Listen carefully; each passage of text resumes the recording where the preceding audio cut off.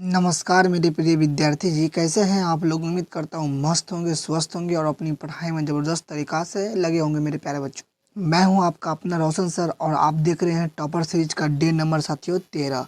मेरे प्यारे बच्चों, ये डे नंबर 13 है और ये फिजिक्स का साथियों मोस्ट इम्पॉर्टेंट चैप्टर साथियों है, जिसका नाम है मानव नेत्र ह्यूमन आई का। ये पार्ट 2 होने वाला साथियों। पार्ट 1 में मैंने प्रश्न 35 तक कर चुका था और आज मैं 36 से प्रश्न को स्टार्ट करने वाला हूं साथियों।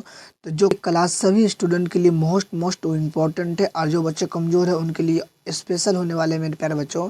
ये ऑब्जेक्टिव का सेशन है मेरे साथियों, इनको आप ज़रूर देखेंगे और ये वायरल प्रश्न है। इसी प्रकार का प्रश्न आप देखना चाहते हैं तो रोज़ रात 8 बजे हम हमारे यूट्यूब चैनल पर जुड़िए और अपनी तैयारी को मजबूत कीजिए साथियों। और ये डे नंबर 13 होने वाला है साथियों, बिहार बोर्ड मैट्रिक परीक्षा 2026 के लिए साथियों। अपनी तैयारी को मजबूत कीजिएगा तो फिर रिजल्ट में कोई प्रभाव नहीं पड़ने वाली साथियों। मेरे प्यारे बच्चों, ये class 10th physics chapter number 3 के मोस्ट इम्पॉर्टेंट ऑब्जेक्टिव है, जो आपके एग्जाम में साथियों बेहद महत्वपूर्ण होने वाला है। सेशन को स्टार्ट करने से पहले मेरे प्यारे बच्चों, सबसे पहले इस वीडियो को आप शेयर कीजिए मेरे साथियों, दबा के शेयर कीजिए ताकि सभी लोगों तक पहुंच सके साथियों। और वीडियो पसंद आए तो लाइक कीजिएगा, चैनल पे पहली बार आए हैं सब्सक्राइब करके ऑल पे कर लीजिए ताकि नोटिफिकेशन जब भी आए आप तक तुरंत पहुंच सके साथियों। चलिए मेरे प्यारे बच्चों स्टार्ट करते हैं।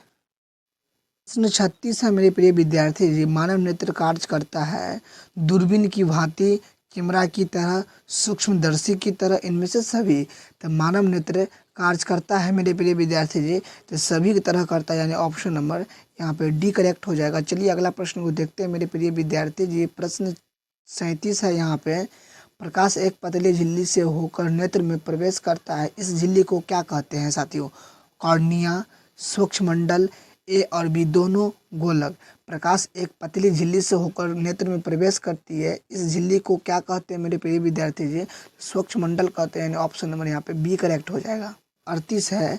किसी अंतरिक्ष यात्री को आकाश कैसा प्रतीत होता है, नीला, काला, लाल, इनमें से कभी। साथियों ये मोस्ट वांटेड प्रश्न आपके एग्जाम के लिए मेरे प्रिय विद्यार्थी जी।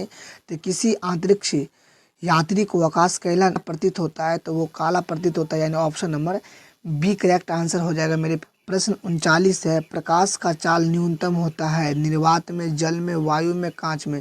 तो प्रकाश का चाल न्यूनतम होता है मेरे प्रिय विद्यार्थी जी, तो कांच में होता है, यानी ऑप्शन नंबर डी सही कर लेंगे। और ये 100% आपके एग्जाम में आने वाली प्रश्न है साथियों। बहुत सारा इंपॉर्टेंट ऑब्जेक्टिव करवाने वाला हूँ साथियों, तो इस वीडियो को आप शुरू से अंत तक देखिएगा ताकि सब प्रश्न आप समझ सके और याद कर सके साथियों। चलिए प्रश्न 40 को देखते हैं मेरे प्रिय विद्यार्थी जी। प्रश्न 40 है। कॉर्निया के पीछे एक संरचना होती है, उसे कहते हैं परितारिका कहते हैं, रेटिना कहते हैं, सूक्ष्ममंडल कहते हैं, इनमें से कोई नहीं कहते हैं। तो कॉर्निया के पीछे एक संरचना होती है, उसे कहते हैं मेरे साथियों, उसे परितारिका कहते हैं। ऑप्शन नंबर एक करेक्ट हो जाएगा मेरे प्रिय विद्यार्थी जी। और इनका नोट लेना चाहते हैं तो आप हमारे टेलीग्राम ग्रुप में ज्वाइन कर सकते हैं। 41 है। परितारिका नियंत्रण करती है नेत्र के साइज को, कॉर्निया के साइज को, रेटिना के साइज को, पुतली की साइज को। तो परितारिका नियंत्रित करती है मेरे साथियों, तो पुतली के साइज को करती है, यानी ऑप्शन नंबर डी करेक्ट हो जाएगा। और प्रश्न साथियों यहाँ पे 42 है मेरे साथियों। नेत्र में प्रवेश करने वाली प्रकाश की मात्रा को नियंत्रित करती है पुतली, कॉर्निया, रेटिना, परितारिका। साथियों मोस्ट इम्पोर्टेंट प्रश्न है आपके एग्जाम के लिए साथियों। इम्पोर्टेंट है कि नेत्र में प्रवेश करने वाली प्रकाश की मात्रा को नियंत्रित करती है मेरे प्रिय विद्यार्थी जी, तो पुतली करती है, ऑप्शन नंबर एक करेक्ट हो जाएगा। और प्रश्न अगला देखिए, अगला प्रश्न है 43। बृहद संख्या में प्रकाश सुग्राही कोशिकाएं कहाँ होती है, रेटिना में, कॉर्निया में, परितारिका में, पुतली में। तो बृहद संख्या में प्रकाश सुग्राही कोशिकाएं कहाँ होती है, रेटिना में होती है, यानी ऑप्शन नंबर एक करेक्ट आंसर हो जाएगा। और प्रश्न अगला देखते हैं मेरे साथियों। प्रश्न यहाँ पे 44 है। विद्युत सिग्नल कौन कौन उत्पन्न करता है, परितारिका, प्रकाश सुग्राही, पुतली, इनमें से सभी। विद्युत सिग्नल कौन उत्पन्न करता है, सुग्राही करता है, यानी option number B correct answer हो जाएगा। प्रश्न 45 से। सिग्नल की व्याख्या कहाँ होती है, मस्तिष्क में, पुतली में, रेटिना में, कॉर्नियो में। साथियों कॉर्निया मेरे प्रिय विद्यार्थी जी, सिग्नल की व्याख्या कहाँ होती है मेरे प्रिय विद्यार्थी जी, तो मस्तिष्क में होता है, ऑप्शन नंबर ए सही हो जाएगा।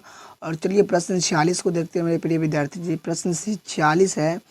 मोतियाबिंद की स्थिति कहाँ होती है, जब क्रिस्टलीय लेंस दूधिया हो जाए, क्रिस्टलीय लेंस धुंधला हो जाए, क्रिस्टलीय लेंस पीला हो जाए, ए और बी दोनों मेरे प्यारे विद्यार्थी जी। तो मोतियाबिंद की स्थिति कहाँ होती है मेरे साथियों, इसमें से ऑप्शन आपको बताना है कि कहाँ होती है साथियों। तो ए और बी दोनों होती है, यानी ऑप्शन नंबर यहाँ पे डी करेक्ट आंसर हो जाएगा। चलिए 47 इंपॉर्टेंट है। वायुमंडल में प्रकाश का कौन सा रंग वर्ण अधिक विकिरण करता है? लाल, नीला, पीला, नारंगी। तो वायुमंडल में प्रकाश का कौन सा रंग वर्ण अधिक विकिरण करता है मेरे साथियों? तो नीला करता है, यानी ऑप्शन नंबर बी करेक्ट हो जाएगा। प्रश्न 48 है, इंद्रधनुष में कितने रंग होते हैं? 3, 7, 6, 5। तो इंद्रधनुष में 7 रंग होते हैं, यानी ऑप्शन नंबर बी करेक्ट हो जाएगा। और चलिए प्रश्न 49 को देखते हैं मेरे प्रिय विद्यार्थी जी। प्रश्न 49 है, सर्वप्रथम सूर्य का स्पेक्ट्रम प्राप्त करने के लिए प्रिज्म का उपयोग किसने किया था? न्यूटन ने, आइंस्टीन ने, पाइथागोरस ने, गैलीलियो ने साथियों। तो सर्वप्रथम सूर्य का स्पेक्ट्रम प्राप्त करने के लिए कांच के प्रिज्म का उपयोग किसने किया था मेरे प्रिय विद्यार्थी जी? तो न्यूटन ने किया था, यानी option number A correct answer हो जाएगा। चलिए प्रश्न 50 को देखते हैं मेरे प्रिय विद्यार्थी जी। प्रश्न 50 है, इंद्रधनुष किस दिशा में बनता है? इंद्रधनुष किस दिशा में बनता है? तो सूर्य की दिशा में, सूर्य की विपरीत दिशा में, ए और बी दोनों, इनमें से सभी। तो इंद्रधनुष किस दिशा में बनता है मेरे प्रिय विद्यार्थी जी? तो सूर्य की विपरीत दिशा में बनता है, यानी option number B correct answer हो जाएगा। और प्रश्न 51 को देखेंगे मेरे प्रिय विद्यार्थी जी।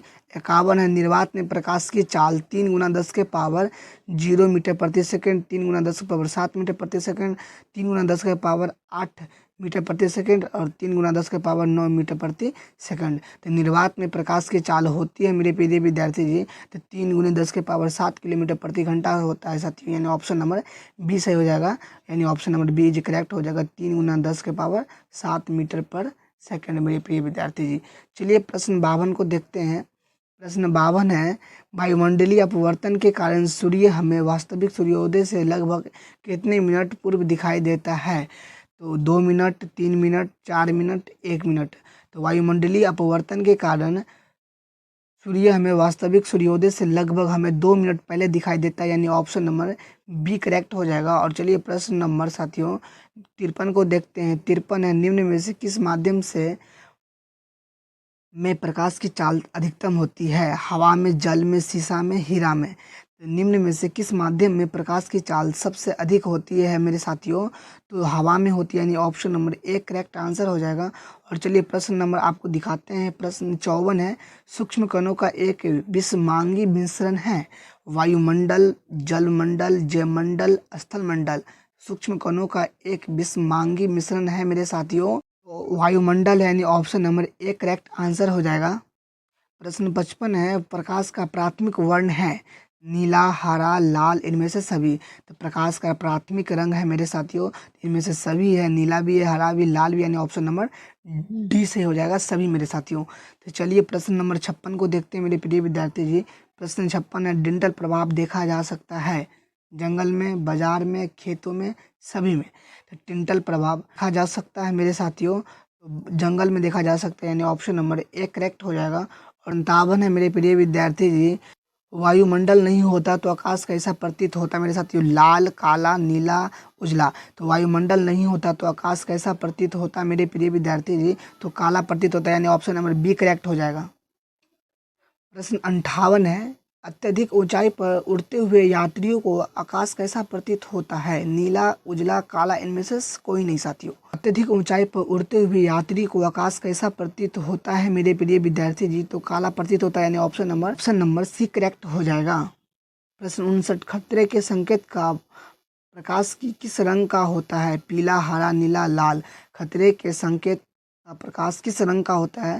तो लाल रंग का होता है, ऑप्शन नंबर डी सही हो जाएगा। चलिए नेक्स्ट प्रश्न को देखते हैं मेरे प्रिय विद्यार्थी। ये प्रश्न शास्त्र के समय आकाश कैसा दिखता है साथियों? लगभग, लाल, बैगनी, पीला, काला। सूर्योदय या सूर्यास्त के समय आकाश कैसा दिखाई देता है मेरे साथियों? तो लाल दिखाई देता है, यानी ऑप्शन नंबर ए करेक्ट हो जाएगा। और प्रश्न 60 देखते हैं मेरे साथियों। प्रश्न 61 है, दोपहर के समय सूर्य कैसा प्रतीत होता है? लाल, श्वेत, नीला, बैगनी। दोपहर के समय सूर्योदय कैसा प्रतीत होता है मेरे साथियों? तो श्वेत होता है, यानी ऑप्शन नंबर बी करेक्ट हो जाएगा। और चलिए, छोटे कणों के निलंबन का कहा जाता है क्लोराइड, पुंज, प्रकाश, इनमें से कोई नहीं।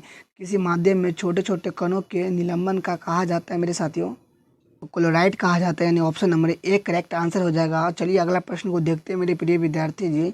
प्रश्न 63 है, किसी क्लोराइडी विलयन में निलंबित कणों से प्रकाश के परिकिरण को कहा जाता है टिंडल का प्रभाव, तरंग का प्रभाव, ए और बी दोनों, इनमें से कोई नहीं। किसी क्लोराइडी विलयन में निलंबन कणों के प्रकाश के परिकिरण को कहा जाता है मेरे साथियों, तो टिंडल का प्रभाव कहा जाता है, यानी ऑप्शन नंबर ए करेक्ट हो जाएगा। चलिए प्रश्न को देखते हैं मेरे साथियों। अगला प्रश्न 64 है, तारों के टिमटिमाने की व्याख्या किस सिद्धांत पर आधारित है? अपवर्तन के सिद्धांत पर, किरणन के सिद्धांत पर, वर्ण विक्षेपण का सिद्धांत, इनमें से कोई नहीं साथियों। तो तारों के टिमटिमाने की व्याख्या की किस सिद्धांत पर आधारित है मेरे साथियों, तो अपवर्तन के सिद्धांत पर आधारित है, यानी ऑप्शन नंबर एक करेक्ट हो जाएगा। चलिए अगला 65 है, प्रकाश की किस घटना के कारण सूर्य हमें वास्तविक सूर्योदय से लगभग 2 मिनट पूर्व दिखाई पड़ता है? आवर्तन, वायुमंडलीय अपवर्तन, परिकिरणन, वायुमंडलीय अपवर्तन एवं परिकिरणन दोनों। तो प्रकाश की किस घटना के कारण सूर्य हमें वास्तविक सूर्योदय से लगभग 2 मिनट पूर्व दिखाई देता है मेरे साथियों, तो वायुमंडलीय अपवर्तन के कारण, यानी ऑप्शन नंबर साथियों क्या हो जाएगा, बी सही हो जाएगा मेरे प्रिय विद्यार्थी जी। चलिए अगला प्रश्न को देखते हैं मेरे प्रिय विद्यार्थी जी। अगला प्रश्न आपके सामने में 66, निम्नलिखित में से कौन नेत्र का रंगीन भाग होता है? कॉर्निया, रेटिना, परितारिका, पुतली। तो निम्न में से कौन नेत्र का रंगीन भाग होता है? मेरे कॉर्निया होता है, यानी ऑप्शन नंबर एक करेक्ट हो जाएगा मेरे साथियों। चलिए अगला प्रश्न को देखते हैं मेरे प्रिय विद्यार्थी जी।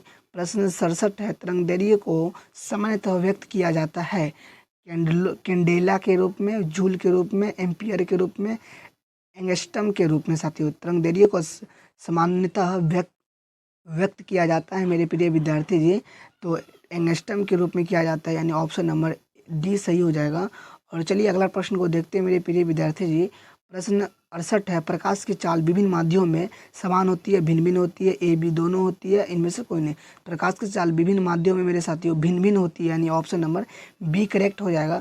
और चलिए अगला प्रश्न को देखते हैं मेरे साथियों। प्रश्न नंबर 69 है, वायु में प्रकाश की चाल निर्वात की अपेक्षा होती है कम, ज़्यादा, समान, इनमें से कोई नहीं साथियों। तो वायु में प्रकाश की चाल निर्वात की अपेक्षा होती है मेरे प्रिय विद्यार्थी जी, तो समान होती है, यानी option number C correct answer हो जाएगा मेरे साथियों। चलिए अगला प्रश्न को देखते हैं मेरे प्रिय विद्यार्थी जी। प्रश्न 70 है, तारे टिमटिमाने का कारण है वायुमंडलीय परावर्तन, कुल परावर्तन, वायुमंडलीय अपवर्तन, कुल अपवर्तन। तो तारे टिमटिमाने का कारण है मेरे प्रिय विद्यार्थी जी, तो वायुमंडलीय अपवर्तन है, यानी option number C correct answer हो जाएगा। चलिए अगला प्रश्न को देखते हैं मेरे प्रिय विद्यार्थी जी। और अगला प्रश्न आपके सामने में 71 है, मानव नेत्र के लिए दृष्टिपटल स्थायित्व होता है तो 1/10 सेकंड, 1/16 सेकंड, 1/6 सेकंड, 1/18 सेकंड। मानव नेत्र के लिए दृष्टि का स्थायित्व होता है मेरे प्रिय विद्यार्थी जी, तो 1/10 सेकंड होता है, यानी ऑप्शन नंबर एक करेक्ट हो जाएगा। और लास्ट प्रश्न मेरे प्रिय विद्यार्थी जी, आप लोगों को कमेंट बॉक्स में इसको आंसर बताना है कि साथियों 72 है कि श्वेत प्रकाश में वर्ण विक्षेपण उत्पन्न करता है कांच की झिल्ली, समतल दर्पण, गोलीय दर्पण, प्रिज्म साथियों। इसका आंसर आप लोगों को कमेंट बॉक्स में बताना है मेरे साथियों कि इसका राइट आंसर क्या है मेरे प्रिय विद्यार्थी जी। और जिन 100% राइट आंसर बताइए साथियों। तो मेरे प्रिय विद्यार्थी जी, अगर वीडियो पसंद आया हो तो लाइक कर दीजिए, चैनल को पहली बार आए हैं तो सब्सक्राइब करके बेल आइकन को ऑल पर दबा दीजिए, ताकि जब भी नोटिफिकेशन इस तरह का आए तो आप तुरंत पहुँच सके साथियों।